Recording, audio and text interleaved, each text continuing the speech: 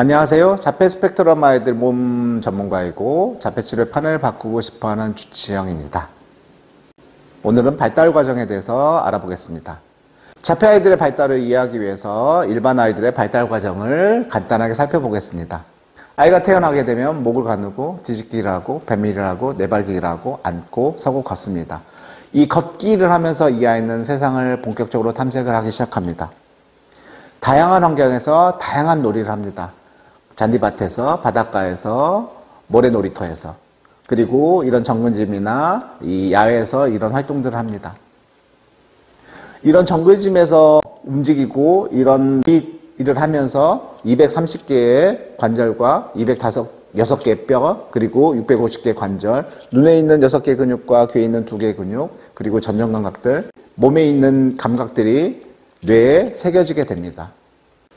몸의 지도가 뇌에 새겨지게 되면서 움직임은 더 빨라지고 이 동작들은 정확해집니다. 순서와 관련되어 있습니다. 제가 이 레이저 포인트를 딱 잡을 때 여기에 있는 손가락에 있는 근육이나 관절이 움직이는 게 아니라 항상 이 견갑골에 있는 근육과 관절, 어깨의 근육과 관절, 팔에 있는 근육과 관절, 손에 있는 근육과 관절, 그리고 손가락에 있는 근육과 관절, 이렇게 순서대로 움직이게 됩니다. 어떤 동작을 하든지 거기에 사용되는 근육들은 순서대로 움직이게 됩니다. 이런 정글짐이나 이런 놀이를 하면서 근육들이 순서되고 관절들이 분리가 됩니다. 이런 활동들이 많아지면서 이런 순서화를 시키는 뇌 부위는 더 많이 발달하게 됩니다. 이 순서화시키는 뇌 부위가 언어하고 연계되어 있습니다. 언어는 우리가 이 발달 과정이라는 자를 읽을 때 정과발 달발이라고 읽지 않습니다. 과정 발달이라고 읽지 않습니다. 다 발달 과정이라고 읽습니다. 언어는 이렇게 순서화가 되어 있기 때문에 익히기 쉽다고 얘기를 합니다. 근육을 사용하는 순서화를 시키는 뇌 부위와 언어를 사용하는 뇌 부위가 비슷한 부위입니다. 그리고 이 순서를 통해서 인과관계에 대한 개념을 익히게 됩니다. 사건과 사건들이 순서대로 나열하면서 과거와 현재와 미래에 대한 개념을 획득하게 됩니다. 시간이라는 순서와 개념을 익히게 되면서 우리는 이야기를 할 수 있게 됩니다. 이야기를 하게 되면서 우리는 상상력을 가지게 됩니다. 하늘을 나는 새를 보면서 비행기를 만들게 됐고, 바닷가에 헤엄치는 물고기를 보면서 잠수함을 만들게 됐습니다. 달과 별을 보면서 우주선을 만들게 됐고, 인공지능까지 만들 수 있게 됩니다. 이게 모두 시작이 다 다양한 놀이를 통해서 몸 지도가 뇌에 새겨졌기 때문입니다. 이번에는 자폐 아이들의 발달 과정을 살펴보겠습니다. 상담해보면 대부분 뱃밀이나 내발기를 건너뛴 아이들이 많습니다. 이 뱃밀의 내발기를 건너뛰는 것보다 더 중요한 것은 감각의 불균형이 생겼다는 겁니다. 이 부분은 잠깐 설명을 하겠습니다. 저는 이 감각의 불균형 때문에 자폐로 진단을 받게 된다고 생각을 합니다.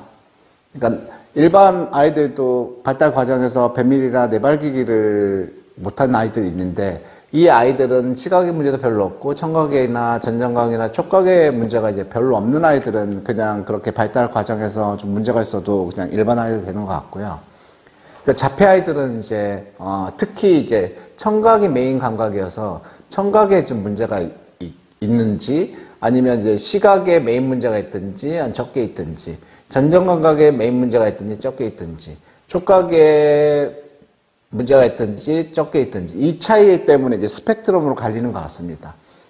시각에 이제 문제가 있게 되면, 시각에 문제가 있으면 눈 맞춤도 안 되고, 그리고 시선 추적도 안 되니까 학습도 거의 잘 안 되는 것 같습니다.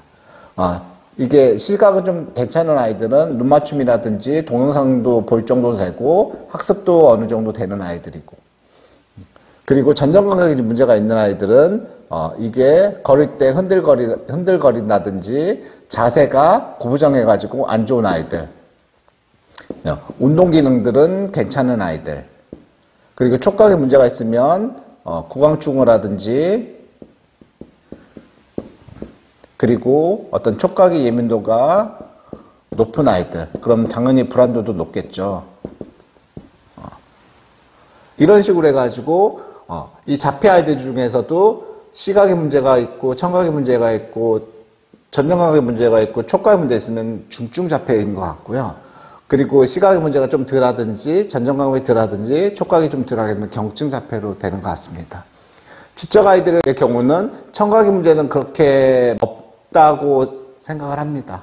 시각의 문제가 좀 있는 것 같고요.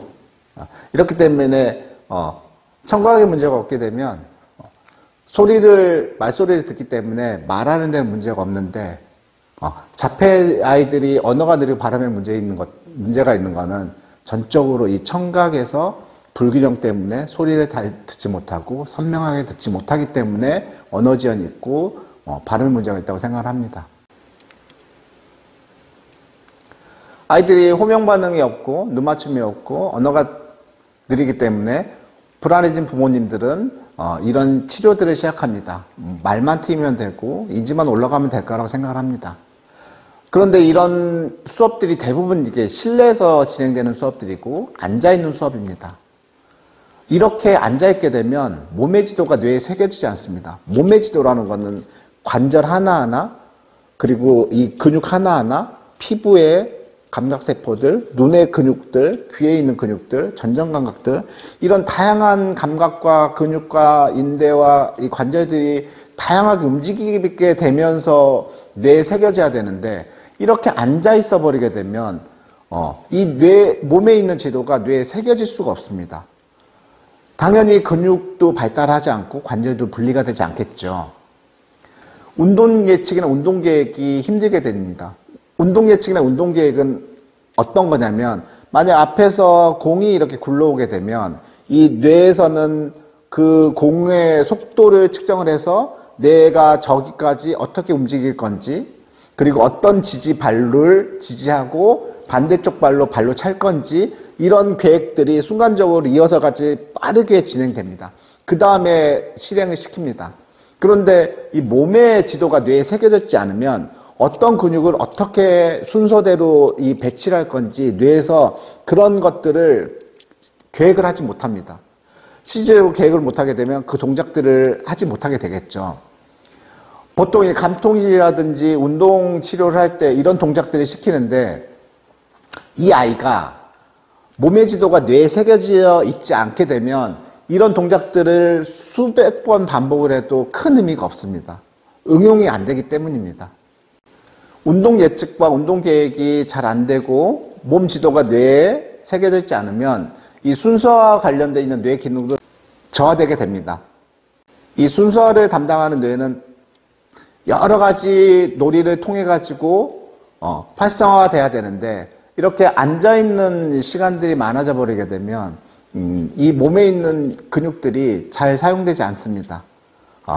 그러면 순서화시키는 뇌 부위는 동작들을 빨리빨리 이렇게 할 수 있게 만드는데 당연히 동작들이 느려질 수밖에 없겠죠. 언어도 당연히 느려지겠죠.